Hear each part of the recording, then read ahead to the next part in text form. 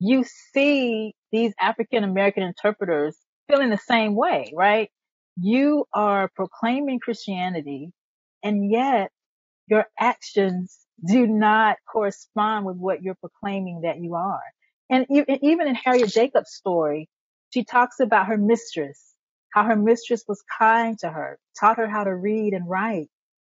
And she had hoped that her mistress would free her, right? And then when her mistress passes away, the will is read and she doesn't free Harriet. And she says, I guess she didn't see me as her neighbor. And that's such a powerful line there, because she says, my mistress taught me the precepts of God, but yet she didn't see me as her neighbor. So there's this irony, sad irony, if you will, that you have slave owners who they proclaim Christianity, they're teaching the enslaved the precepts of God, but yet there's something there that doesn't allow them to see African American people as equal to them. There's this deep-seated belief in African American inferiority.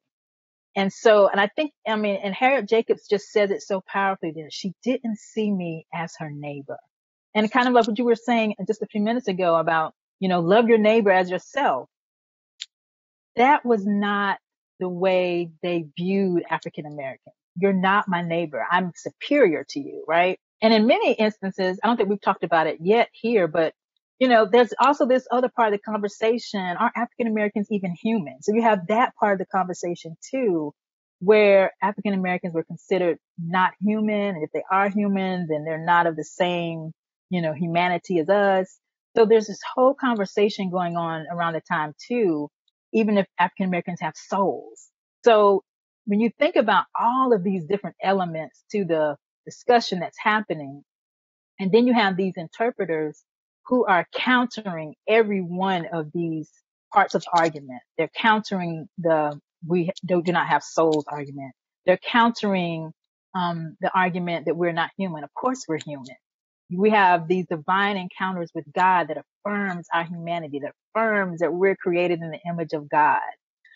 So they are very much involved and aware of all of these elements of slavocracy and slavocracy's repeated attempt to deny their humanity.